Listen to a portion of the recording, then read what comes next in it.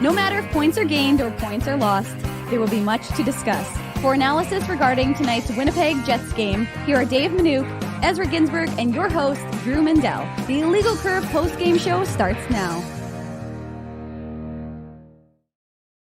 Good evening, Winnipeg. Good evening, Manitoba. For all those joining us live this evening on our YouTube channel and all of our social media platforms, we say good evening, universe, and welcome to the Illegal Curve post-game show on this Sunday, the 18th of December, the first night of Hanukkah.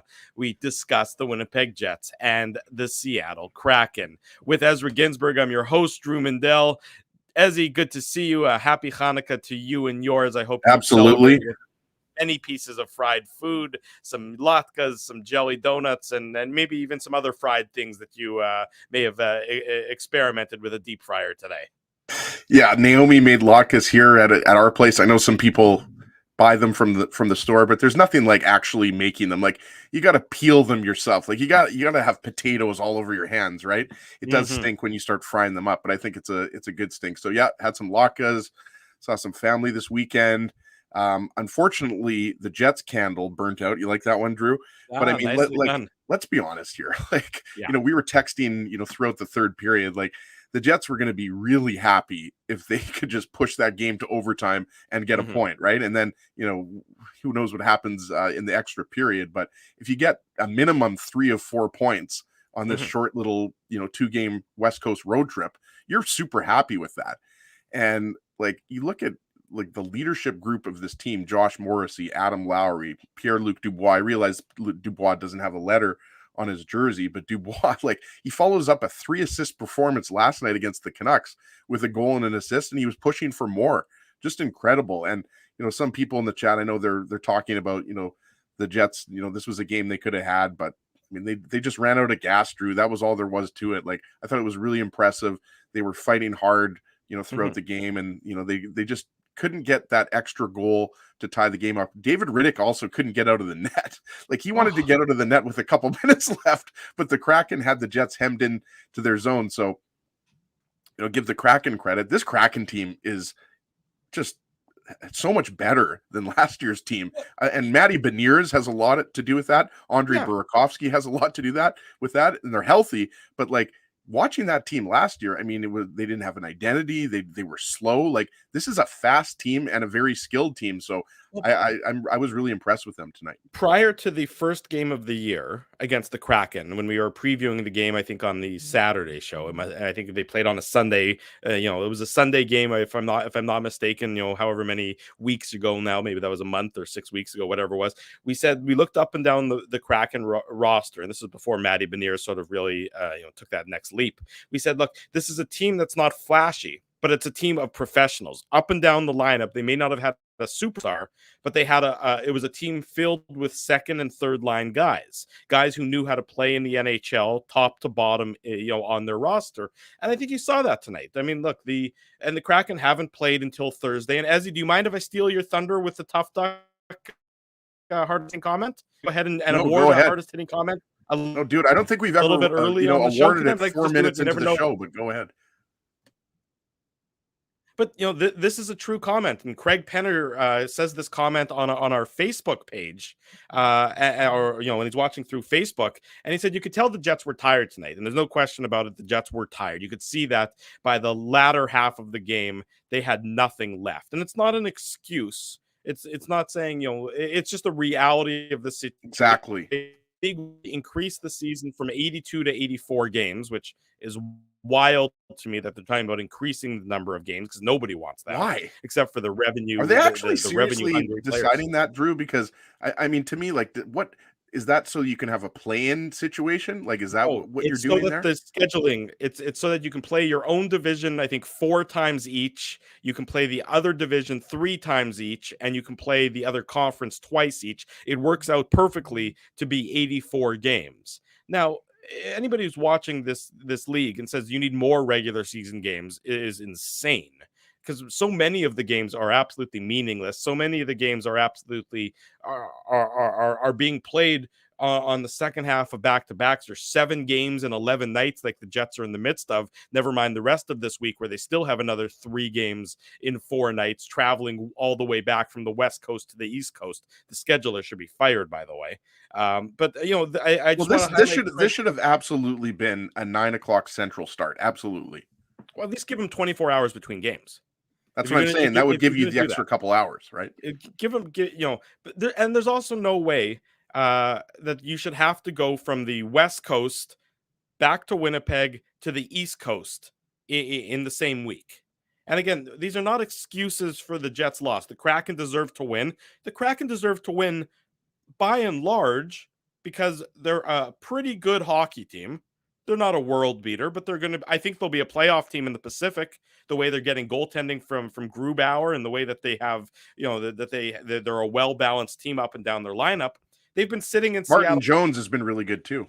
Yeah, Martin Jones has been great for them too. They've been sitting in Seattle since Thursday. They haven't played since Thursday. And the Jets, since Thursday, this was their 3rd game in 4 nights since Thursday. It's just a disparity. And the Jets won't use it as an excuse, which is, I think, really admirable of them and a big difference than maybe what we have seen in years past where the schedule was always talked about in the dressing room. Well, we'll talk about it because it's just competitively not fair. And I would say the same if the Jets were facing a team, on the 3rd and 4 nights, in the 7th and 11th, and I know it ultimately is going to balance out over the course of the season.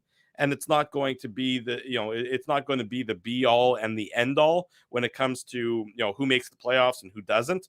But it's something that the NHL on a macro level should examine further to try and figure out a way to prevent it from happening. Because if you don't, you're going to get what you get in the NBA, which is load management, which are games where the best players that the ticket-paying public pays for aren't playing just to give them rest.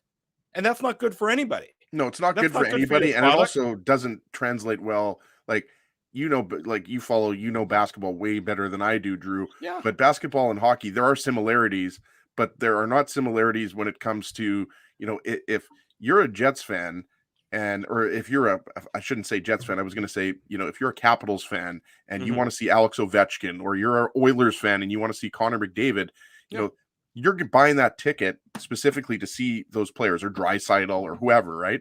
So you definitely don't want to see that. It's an issue. Like, I mean, we I don't think have talked as much about the schedule this year as we have in a long time. I mean, I can't remember, too far back, but in the last, COVID, obviously the 2021 season, 21-22 season, COVID impacted the schedule big time. Yeah, COVID is a whole I'm talking issue about, altogether. we're back to a regular schedule now, right? With the season starting in early October, and then, the regular season ending somewhere around mid-April, and then the playoffs starting after that, right? The Stanley Cup's not going to be awarded in August this year like it was back in 2020, right?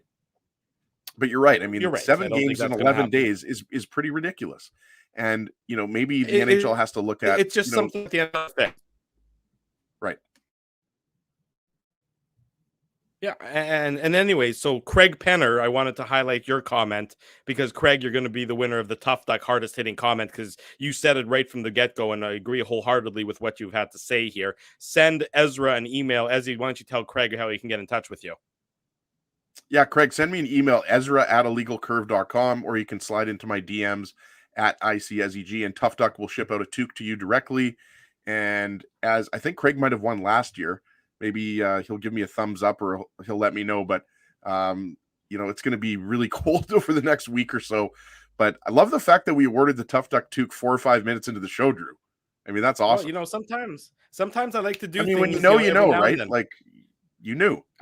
I keep people on their toes sometimes. Every now and then I get yesterday I did it early on in the show as well. Just something to, keep people on their toes. You never know what comment is going to catch my eye. You never know what comment is going to catch your eye. You never know what comment is going to catch Dave M's eye. Dave M, obviously we gave him the night off tonight, but he said, Craig Penner says he's never won before, but he's glad to be the winner today. So congratulations to Craig. I thought he won last year, but it's hard. I mean, we award the Tough Duck toque for those who, or maybe, new watchers / listeners to the IC post game show. We've been doing it since last year, so I mean that's a lot of tough duck Took winners. But can we also get into the I know Drew, you might want to get right into the goals here, but I can't believe that Jared McCann didn't get a boarding penalty on Cole Perfetti. And I was texting you saying, I can't believe Kyle Capobianco jumped in there and negated a power play. But then our good friend Mikey McIntyre of the Free Press tweeted out that there was no penalty to Jared McCann. And then even worse, the interference penalty to Kyle Capobianco was actually on Dylan Sandberg. Yeah. It was incredible. So again, I mean, this wasn't the reason why the Jets lost the game tonight. But it was just very kind of a bizarre sequence. To me, that was textbook boarding on Jared McCann. Very dangerous. And hey, sure, Capobianco wants to step up and protect his teammate. That's fine. I mean, obviously, Jared McCann, anybody who knows Jared McCann, he's not a guy that fights. I mean, I don't know if he has an NHL fight on his resume. I would be surprised if he does. He definitely doesn't have he's not a fighter. I mean, Jared McCann's an offensive player. He's a lover, not a fighter. Yeah, exactly. Just like us, Drew. Yeah, but exactly. I mean, the fact that they didn't get Dylan Sandberg, you would think that somebody would watch the replay and say, okay, you've got the wrong guy in the box. And then remember there was the false face-off and false start face-off, and then they had to put a second back on. Capobianco thought he could come out of the bench, or out of the penalty box, if you remember. So just kind of funny. You don't see that often. Well, it's fun, and sometimes they call the wrong number in football when there's a penalty, which it doesn't really make a difference because it's just you're going back so many yards. It's not like the player is going to sit in a penalty box. When you get the wrong guy in the NHL, it makes a tangible difference. Because the guy that you're putting in the penalty box, or the guy that should be going into the penalty box, maybe they're part of the penalty killing unit. Well, maybe Sandberg actually was, if you remember. Right. And then there was a play, I forget who it was. Maybe somebody in the chat will bail me out like they do a lot of the time. But Sandberg almost got called for tripping. So it actually, as you just said, it directly impacted the Jets' penalty kill because Sandberg wouldn't have been on the ice. It's just perplexing to me what the NHL, chooses to review and get right versus what they choose to not review and are okay with getting wrong. Because it always to me seems like they're getting some of the lesser important things right, but some of the more important things they're okay with those being wrong. It's a bizarre league in some of the decision making that goes on in terms of the officiating and in terms of the administration, let's say, of the game. And also there weren't a lot of penalties in this game. Right. So it's not like you had one of those crazy games where each team had, 7 power plays or anything like that. There were very few penalties in this game. Most of it was played at even strength. I just wanted to throw that in there, Drew, because I was texting you about it. I just thought it was hilarious that, after the missed call on McCann, then they had Capobianco in the box instead of Sandberg. Yeah, I agree with you. I mean, the whole thing was unusual. Let's put it that way. Just another one of those instances. And, let's get into the game, the details of the game, and we'll get into the Betway game recap. And the Jets lose in regulation. But, frankly, for the majority of the game, I didn't think the Jets played that poorly. And then they just sort of, their structure, I thought, was decent. I thought that the way they want their game to look was decent. And then it just got, more haggard as the game went on, simply because you could see. Yeah, thank you. Because it wasn't poor. It wasn't, they weren't scrambling. They just looked haggard, tired. You could see the exhaustion, even trying to move up the ice, trying to get the equalizing goal in the last minute and a half. And you mentioned it, Ezzy, in that David Riddick couldn't get out of the Jets' own net. The Jets just looked like they were on complete and total empty. Like they were skating in quicksand at that point in the game. And, I'm not going to rip my few remaining hairs out over tonight's loss. I thought the Jets played admirably. I thought that they were, that they did the best that they could in trying circumstances. And Seattle, to their credit, and it wasn't easy for them, but to their credit, they won the game in regulation. And that's a game Seattle needs to win in regulation when you can see that your opponent is so thoroughly on empty. And the Jets had a 2-1 lead, and you never want to give up a 2-1 lead in the third period. You're in a position where you're in a decent position to at least earn 1 point, but then you give up that goal seconds into the third period, and you could just see from then on it was a matter of, are the Jets going to be able to hold on and get the game into extra time, which obviously they weren't able to do, Ezzy. Yeah, and we talked about it. Once they finally got David Riddick out of the net with just under a minute left, there was a little bit of a push, but there wasn't, the push that you've come to expect from the Jets when they're down a goal, right? So I agree with you 100%. Like, and you could say, NHL players are paid millions of dollars, and this is what they do. Sometimes they have to play, 24 hours or 22 hours after they played, or they have to play 4 games in 7 days or 7 games in 11 days, but tired is tired, Drew. So you're right. Anybody watching that game could see that, the Jets they were with the Kraken for the majority of the game, and the Kraken are a fast team. Yeah. And, the Jets definitely capitalized on their power play opportunities. We were just talking about the power play.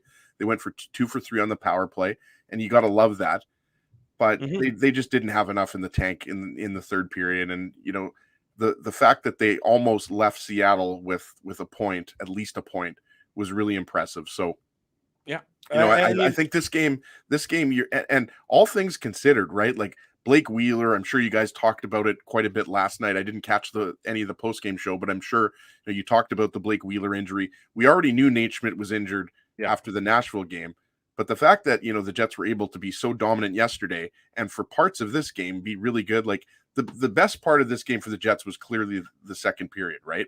After the Kraken went up 2-1. No, that was pardon me. After the Jets went up 2-1 in the early part of the first period. Sorry, that's better. What I meant to say. The fact that they were even out shooting the Kraken was impressive, right? Like in the part of the second period. I think the shots were pretty even in the second period. But at one point when the Kraken went up 1-0, it was, I think, 13-12 or pardon me, 16-4.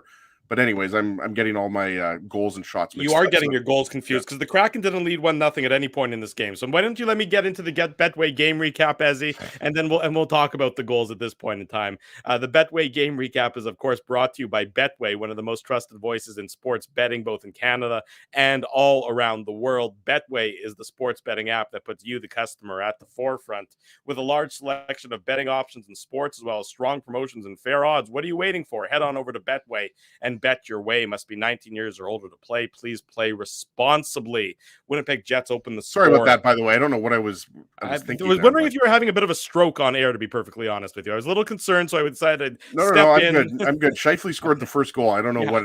Yeah. I mean, the Jets were being badly outshot. I think what I meant to say was when the Kraken tied it up, I believe the shots I remember were 16-4. Okay. For the Kraken.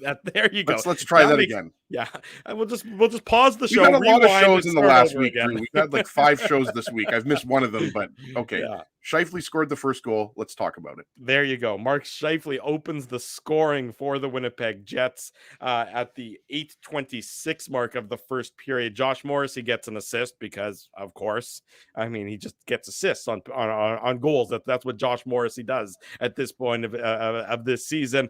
Second assist goes to Pierre-Luc Dubois. The Jets take advantage of a 5-on-3 with Vince Dunn in the box and with Adam Larson in the box after he high sticks Pierre-Luc Dubois. And the Jets make no mistake. I mean, like I said, the penalty to Adam Larson comes at 8:22, and the Jets score at 8:26. So it takes the Jets all 4 seconds to score on the 2-man advantage to give the Jets a 1-0 lead just before the 10-minute mark of the first period, Ezzy.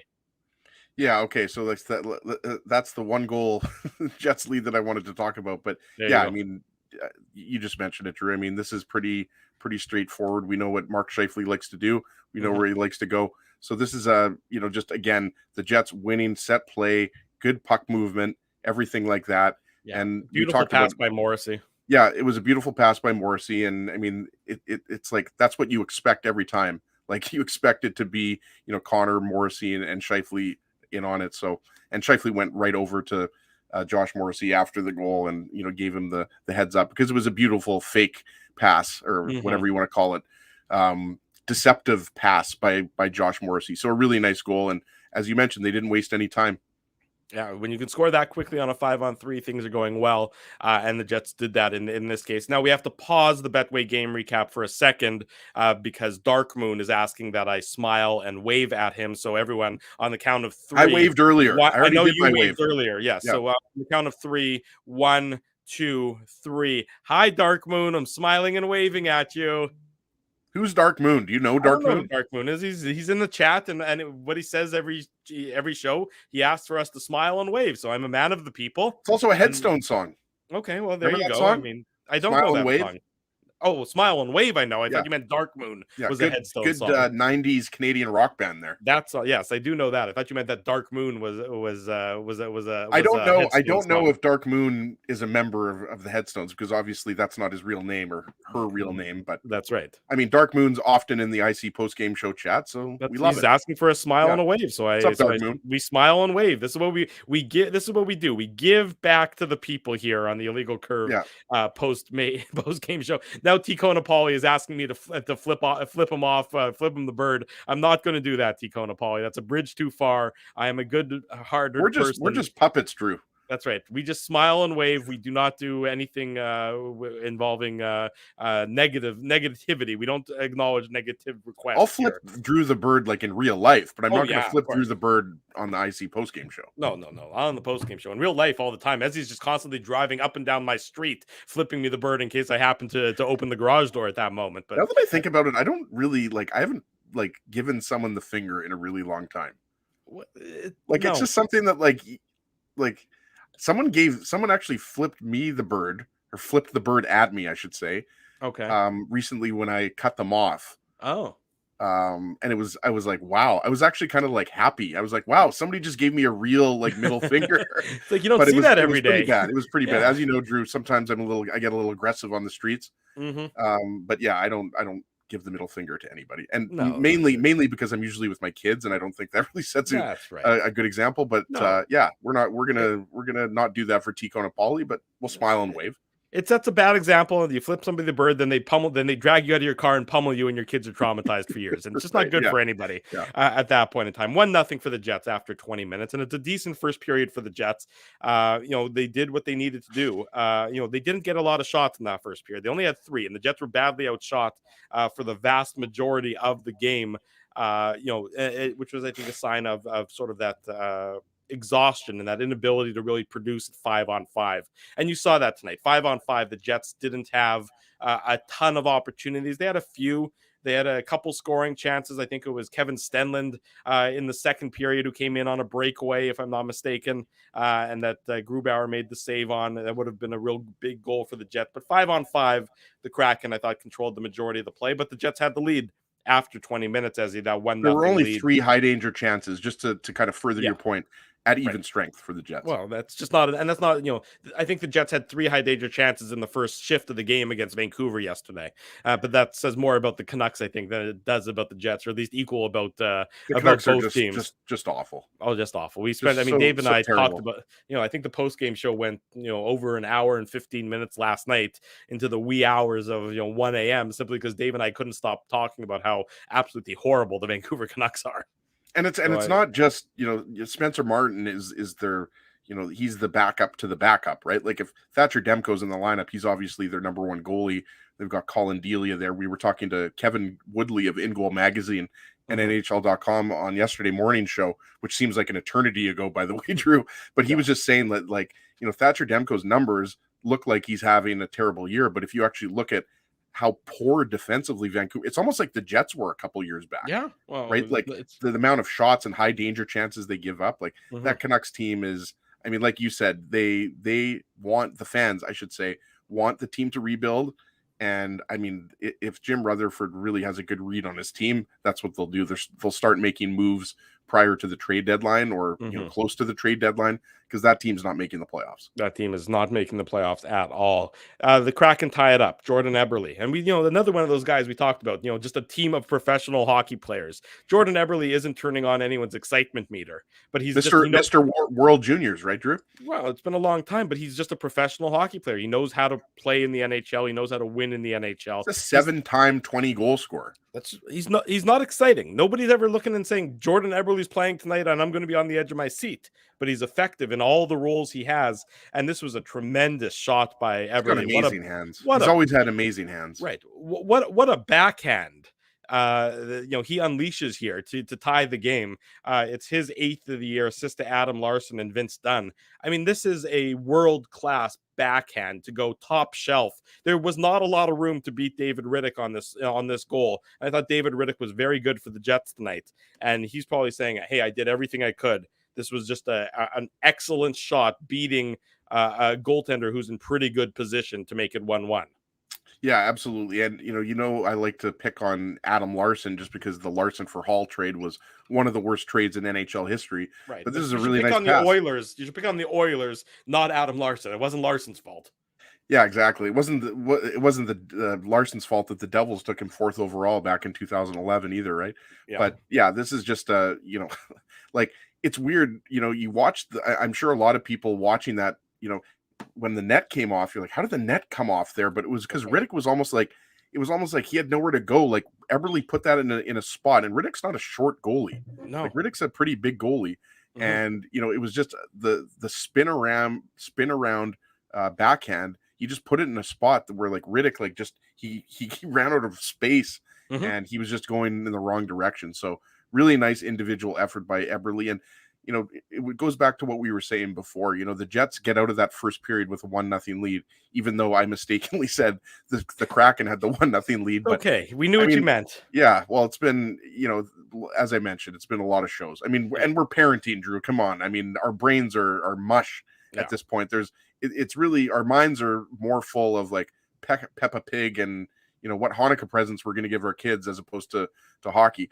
But, just kidding. We're always ready to talk hockey. It's our salvation. It's our salvation. You could tell that all the momentum was in the Kraken's favor. That's what I wanted to say. And the zone time was heavily in the Kraken's favor. The shots were obviously in the Kraken's favor.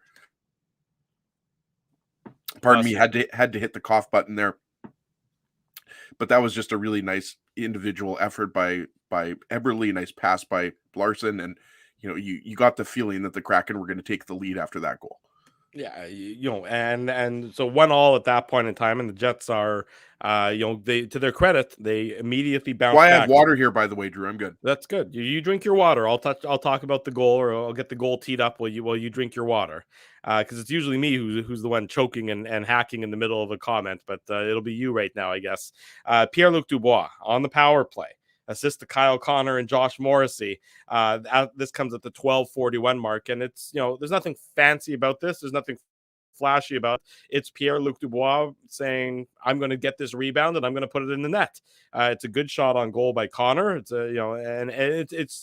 it's sometimes the power play goals don't have to be fancy, but they're effective in just putting good shots on goal that are rebound friendly and having a big body in front that's going to go get that rebound like Pierre-Luc Dubois does here for his 15th of the year. It comes, I said, at 12:41, and it makes it 2-1 for the Winnipeg Jets. So you're thinking, okay, this Jets team, they still got, they got some dogs still in them. There's still some fight in that dog, as they're, sort of trying to keep their head above water. And the Kraken are obviously still the better skating team in this game. You can see it. The Jets just didn't have it at 5-on-5, but you never know. You get enough special teams opportunities, maybe you can make something happen. And this made it 2-1 there, Azzy. Yeah, I mean, we talked about how good Pierre-Luc Dubois was in this game. Like Kevin Sawyer was basically drooling over Dubois during the second intermission, talking about him with Dan Robertson. But it's true, like he is having an incredible season, and there was so much controversy in the offseason, right? With the showing up at the draft in Montreal, and was he going to be traded? What contract was he going to sign? He's absolutely stepped up. And, he drew another penalty, which I believe is his 21st drawn penalty or 22nd drawn penalty, which was also pointed out on the broadcast on TSN. So, I mean, this goal almost goes in, like the initial shot goes in. Kyle Connor just had one of his, quick release snapshots. Yeah. And it really gave Philip Grubauer, if you look at the replay, kind of goes between his pads there and is just sitting there for Pierre-Luc Dubois. Not the best coverage. Also wanted to point out the penalty, the Will Borgen penalty on Morgan Barron. I thought that was a really good shift by that line with Lowry, Barron, and Harkins. And even though you can't really, point to a lot of positives, aside from the power play goals, because the Jets were just so tired for the majority of especially the second and third periods, just wanted to point that out there, that I thought Morgan Barron had a strong game considering they played last night. But yeah, they just, that's just, a great shot by Connor, and obviously, just a great, rebound by Pierre-Luc Dubois. Yeah, and that's 2-1 for the Jets after 40 minutes. So they've made it through 40 minutes. They haven't played very well, but they got the lead. Can they do it for another 20 minutes? Can they find that extra, reserve tank of energy to tap into, to get them through the final 20 minutes of this road trip? And the answer, unfortunately for Winnipeg Jets fans, was no, they can't. And you could see it very quickly, 16 seconds into the third period. This is just, it's just a bit of a killer of a goal. Ryan Donato gets the tip on the shot from the point, and it's a good screen in front of David Riddick. I don't love Brendan Dillon's coverage here. He's not really covering anybody. He's more just providing a screen. He's not tying up a stick. And again, this is a function, I think, of just your brain not being able to process as quickly as it needs to do when you're tired. When the exhaustion might not necessarily always be physical, but it might be mental. And I thought this one was Brendan Dillon, I thought had a rough game for the Winnipeg Jets tonight, and he'll bounce back because he's a good veteran guy who knows, how he knows when his performance is subpar. And to me, he had a subpar performance tonight. And we'll talk about that more on the third Kraken goal. But this one, it's a very nice tip. It's off the shaft of Ryan Donato. You can say he deliberately, got it off his shaft. I don't know if he did or didn't, but he went to the hard areas. He went to the dirty areas, and good things happen when you go there. And that's what happened on this second goal for the Kraken. Yeah, absolutely. And Brendan Dillon, I believe, was towards the end of a shift there. Like, I think he was, if I remember correctly. And yeah, you're right. I mean, this is fundamental hockey, right? Did you mute yourself by accident there? Yeah, no, that was an accident. I wasn't meaning to do that. But yeah, I mean, it's just a really crafty tip, right? Like you mentioned it. And, the Kraken had some good chances before that. And I thought that, they were really controlling the pace of play. But I mean, that's just a killer, like, right? Like it's a goal that is allowed so early in the period, right? Like, and it's just not much David Riddick can do on that one. I mean, that you're not going to fault him at all. No, you're not going to fault him. I mean, like, David Riddick did everything you'd want to see from a backup goaltender. He made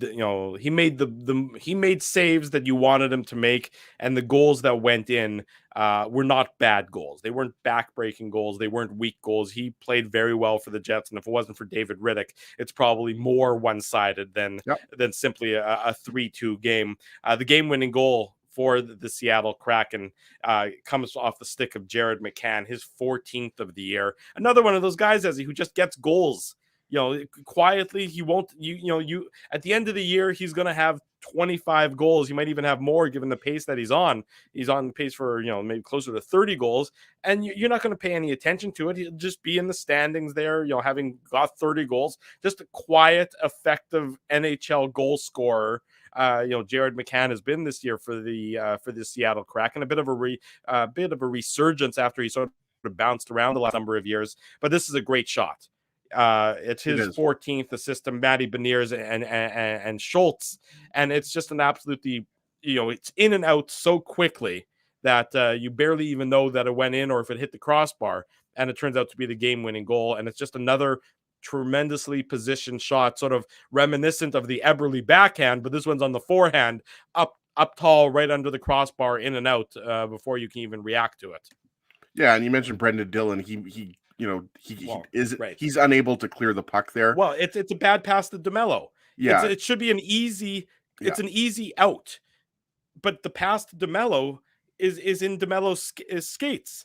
And it's right, and you just and I think what you're saying there with the Jets being tired is like plays like that. Usually, you just get that off the boards and it's out, right? Like if you don't have a play, I mean, I know defensemen are taught not really to do that anymore. You shouldn't just clear the puck unless you're killing a penalty or depends on the situation, obviously. But I think in that particular situation, Dillon kind of just, I don't know if it's mental fatigue, physical fatigue, or both.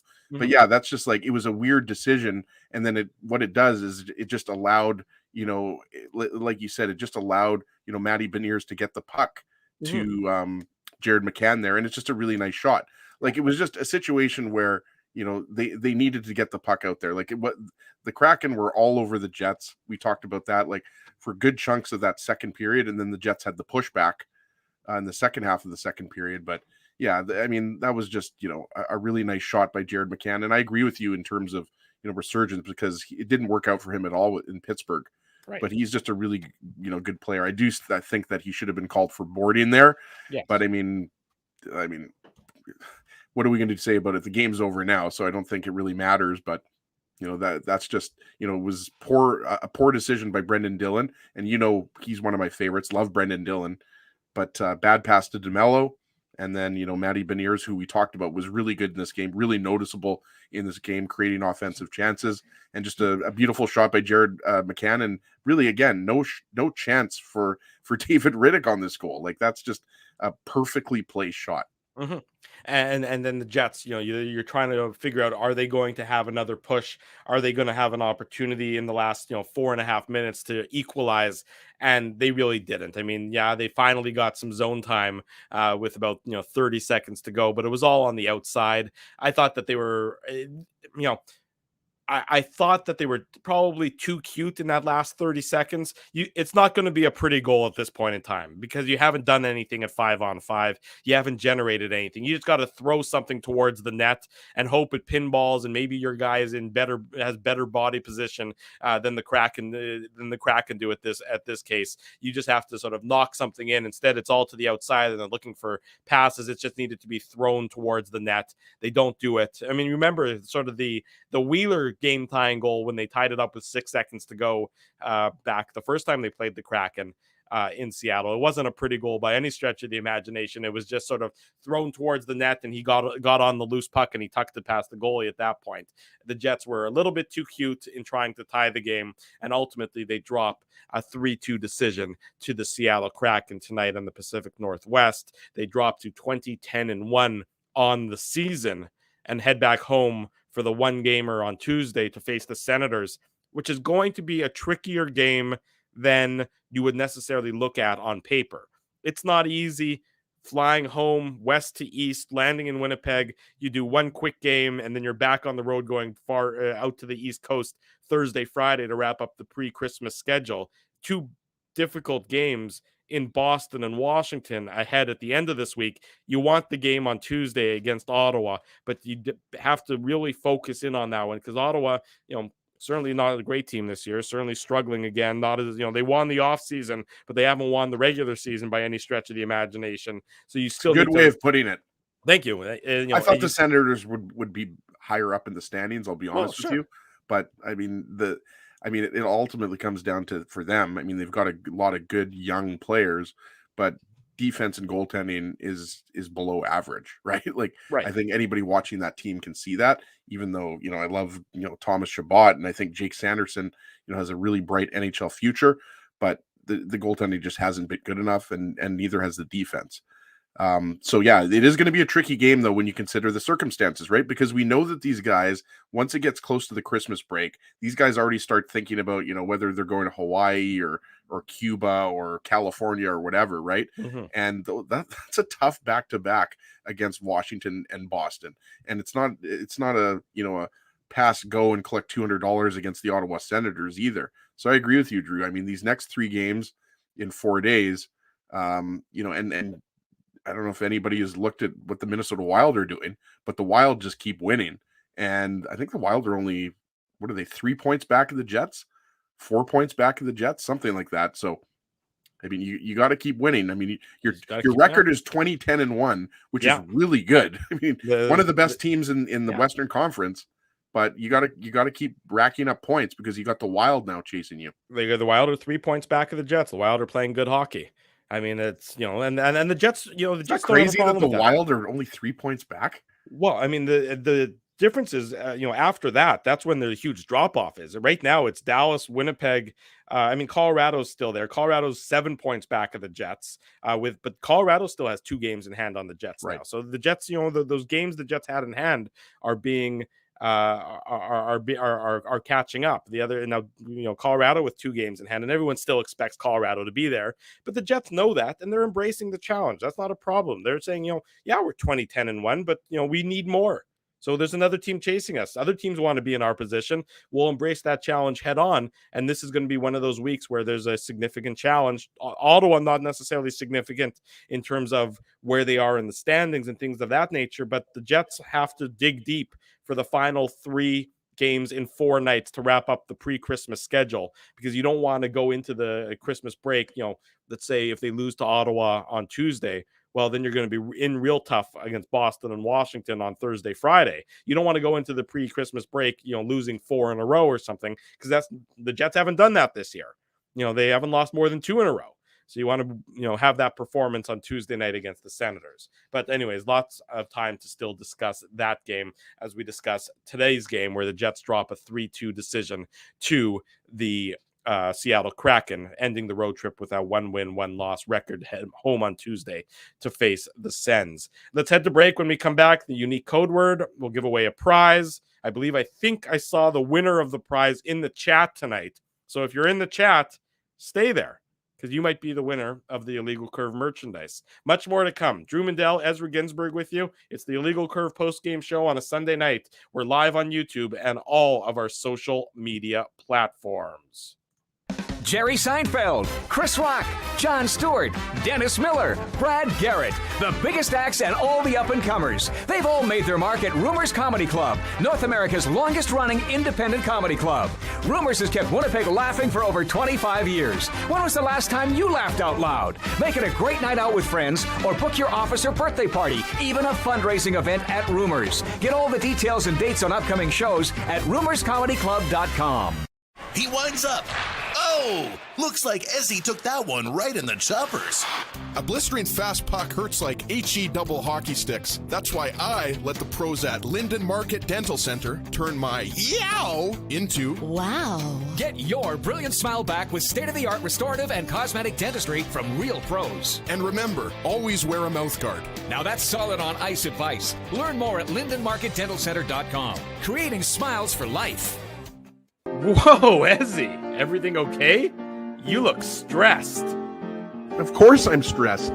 We're moving, the house is upside down, the kids failed miserably at packing the fine china, and my life is in chaos. Chaos! Yes, that does sound like a problem. What am I going to do? Ezzy, relax. Rolly's Transfer Moving and Storage is the answer. With 60 years of experience in moving Manitobans and a track record of exemplary customer service, one call to Rolly's and your stress is gone. No job is too big or too small. Just visit Rollies.com and they will take it from there.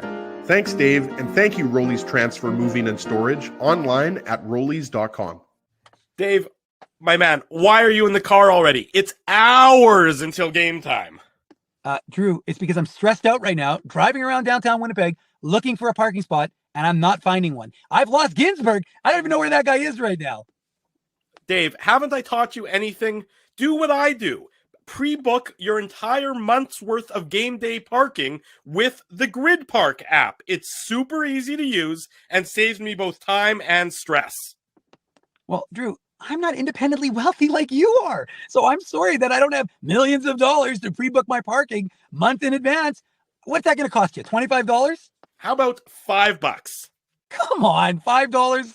No way. $5. I'm not telling you a lie. And our listeners can get a free park with the new special promo code Illegal Curve. Guess what? There's more.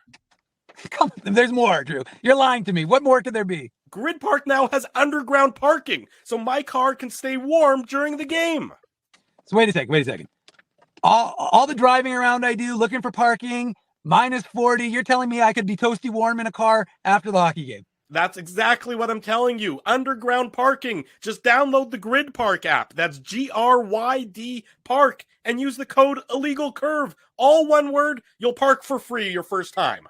Hi, it's Drew from Illegal Curve here. Selling your home can be stressful, but it wasn't for me. Thanks to my friends at Zappia Group Realty, they made the process so easy. My home sold within 48 hours and with multiple offers. Zappia Group Realty took care of everything with their exquisite customer service and attention to detail. If you want to sell your home for more in less time, get started by talking to Frank and Mauro Zappia of Zappia Group Realty. Online at zappiagroup.com. For 3 generations and over 80 years, Tough Duck has been making apparel that works and plays as hard as the people who wear it. From jackets to work boots and everything in between, Tough Duck's clothing can handle the harshest environments, even the Illegal Curve Hockey Show. Work to live, live to play. Visit toughduck.com.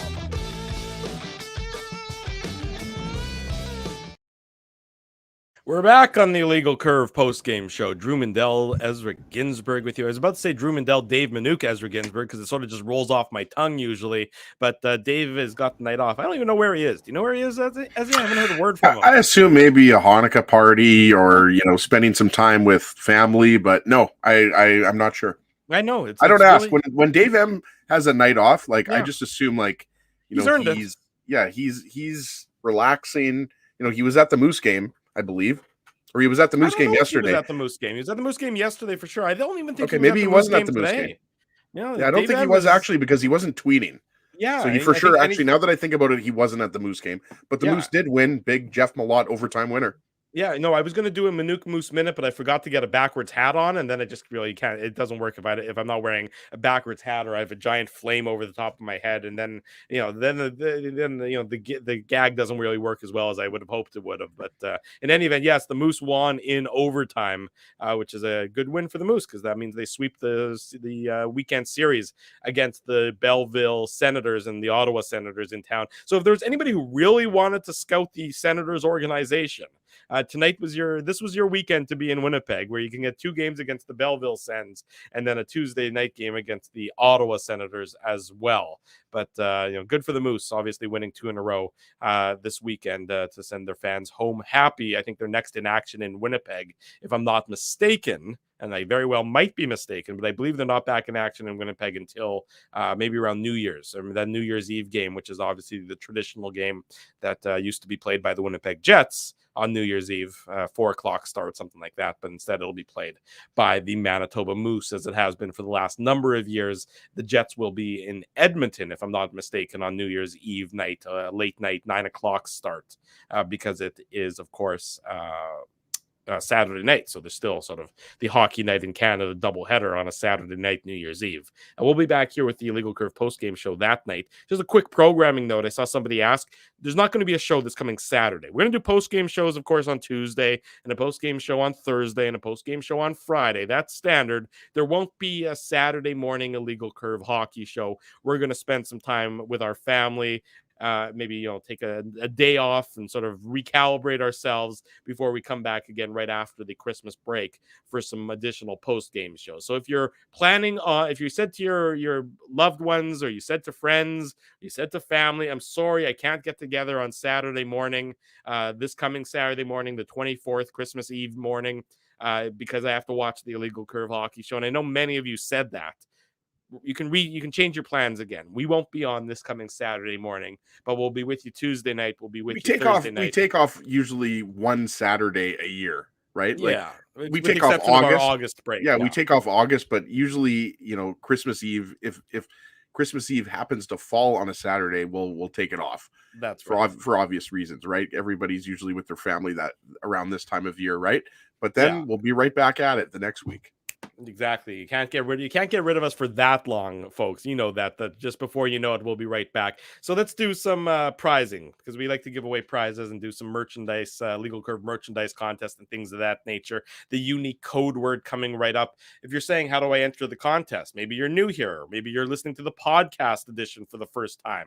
Welcome in that case. How do you enter the Illegal Curve merchandise contest? Well, there's a couple of ways to do it. First, you go to the drop-down arrow in the show description. You click on the thing that says contest link. Click that. If you can't find it there, you go to our website, illegalcurve.com. You click on basically any article. You click on the contest link there. You'll see a whole list of things that you do to generate entries. Maybe you only want one entry. Totally your choice. You can just click on that one thing. You'll get one entry. That'll be it. You get your chance to win the merchandise contest. But if you really want to garner those entries, if you really want to ramp up the number of entries you have in the contest, keep doing all the tasks that are there, including entering today's unique code for the Illegal Curve contest. And for the record, I didn't choose it.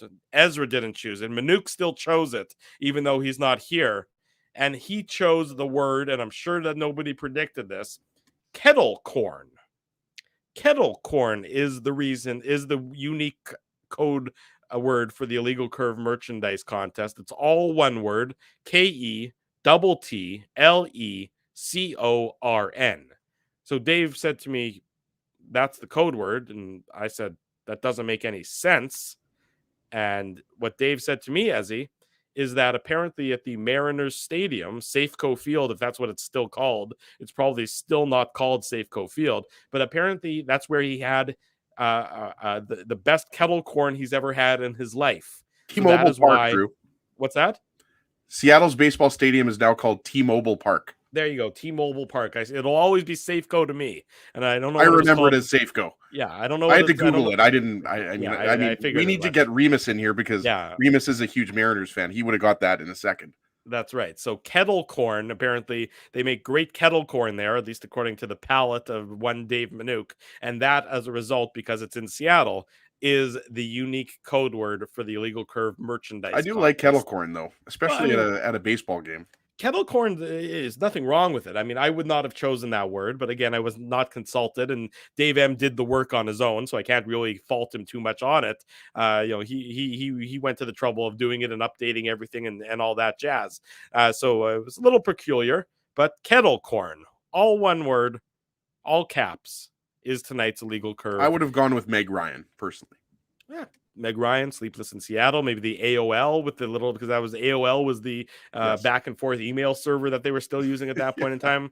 I was going to do sort of a combination of something. If David asked, I would have gone with something about the combination of the Space Needle and Pike Place Market, because those are two sort of obvious Seattle things. But I thought combining them into one. Have you been to Seattle, Drew? I've never been to Seattle. No, have you been to Seattle? No, neither have I. It's always been an American city that I've wanted to visit, though.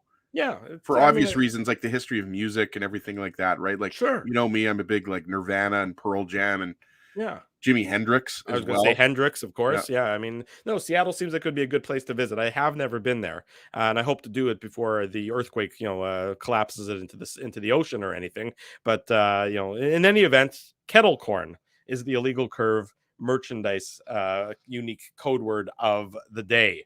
We also have a winner to announce, and as I mentioned, the winner was in the chat. I'm not sure if I'm assuming that this winner is a he. I'm not sure if he is still there, but in any event, if he is, a hearty congratulations to Darwin Moore. Darwin has had his name drawn out of all the entries to win to win some Illegal Curve merchandise, or some merchandise courtesy of us here at Illegal Curve. So big congratulations to Darwin for generating all those entries, doing all those tasks. As Rob Mahoney says, when everyone wins, Darwin Moore is a good person, and he is. And congratulations to Darwin for winning tonight's Illegal Curve merchandise contest. You can really say that the IC merchandise contest is survival of the fittest. Well, the more entries you get, then of course the more chances you have to win the Illegal Curve merchandise contest. That's why we tell people to do all these things. Darwin. Oh, right. Okay, sorry. Darwin. Come on, Drew. I thought you love the play on words and everything. I do like a good pun. That's true. Yeah. I do like a good pun, but I missed that one entirely. But yes, that's clever there, Mr. Ginsburg. You're sharper than I am at 10:30 on a Sunday night. I think I'm hitting the wall. I'm something. I don't know if I'm sharp, but. Yeah, well, you got a sharp haircut, I gotta say. Now that I can see the hair, thank you. Now that you're not wearing a hat, I can see the how sharp that haircut is. A nice Hanukkah do. Yeah, shout out to Modern Man Grant Park. There you go. They take good work of you. They get those heavy shears out and really start shearing you like a sheep almost at that point in time. I asked for the Flowbee, but apparently the Flowbee doesn't exist anymore. Well, I got a vacuum. I can maybe attach a pair of scissors to a vacuum and see what happens there. I can't see any downside to that. Congratulations to Darwin, as you can see, he's in the chat. There you go. Good job. We'll be in touch with you. I'd probably be Dave, because Dave loves to be able to meet the people, and I know he's getting to you. There's been a lot of games, folks. So we're a little bit behind in terms of giving out the prizes and getting to see everybody, but we're going to get there. I promise you. Well, this is not some elaborate Ponzi scheme. I don't know how much driving Dave's going to want to do. I almost got stuck like 3 times this weekend. So I'm sure I'm not alone in that particular case. I mean, the city does, I think, a really good job. I mean, they haven't done the residential streets yet, but they've done mine. Yeah, I think. Well, you're in a fancy neighborhood. I don't get that type of. yes. I don't get that type of. No, The of course, streets yeah. aren't paved with gold here in River Heights. Well, I can afford, I can afford underground parking, as the Grid Park commercial says. So, imagine what they do for my streets. Yeah, exactly. Yeah. Darwin asks, how do we get a hold of him? I believe by email, Darwin, but we'll find you. I promise you that we'll get in Yeah, touch with you. Dave will find you. Like, Yeah, you can't get away from Dave. Yeah, Dave's like I'm a little bit worried because he'll dox you if he needs to. Or you can always send Dave an email, or you can slide into his DMs at ICDave or dave@illegalcurve.com if you want to get in touch with him. But congratulations to all the winners on tonight's show. Of course, we had Craig Penner early on winning the Tough Duck hardest hitting comment. Darwin wins the Illegal Curve merchandise contest, and we'll do it all again on Tuesday night after the Jets and the Senators. I believe it's a 7:00 puck drop. If it's not, I'm going to be very surprised, and that'll be a bit of a rude awakening. But that means that post game will be at 9:45 back here on our YouTube channel. So we encourage all of you to join us back here on Tuesday night, which also means that we encourage you to tell all your friends and all your family to come join us on Tuesday night, because the best place to be after each and every Winnipeg Jets game, and again on the vast majority of Saturday mornings, is the Illegal Curve YouTube channel. The Jets drop a 3-2 decision in Seattle earlier tonight. This has, of course, been the Illegal Curve post-game show. Want to say a big thank you to all the sponsors of Illegal Curve who make this show and all of our shows a possibility. It's up there on the screen, courtesy of Frosty Winnipeg. Our friends at Rumors Restaurant and Comedy Club, if you're looking for a place to ring in the new year, tickets available for 2 shows at Rumors on New Year's Eve. You can get them at rumorscomedyclub.com. Frost, hold on. Sorry, I usually don't cut you off when you're doing the sponsor read, Drew, but Frosty's actually putting the comedians in now for Rumors. That's good. Awesome. He's stepping up his game. That's right. Also, Michael I saw Kevin Bozeman's coming up too, Drew. Kevin Bozeman will be there on New Year's Eve. One of our favorites, as you well awesome. know. Kevin will be there the week after this, and then you can ring in Kevin Bozeman at Rumors. Ring in the new year with Kevin Bozeman at Rumors. Highly recommend that.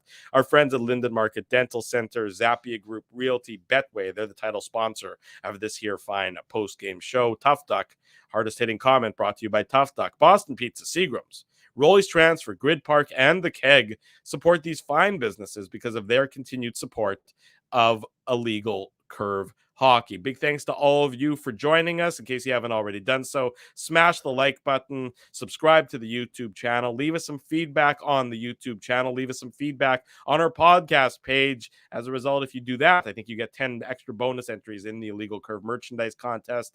For Ezra Ginsburg, I'm your host, Drew Mandel. Until Tuesday night at 9:45 p.m., we wish you good night and good luck, and thanks for watching the Illegal Curve post-game show.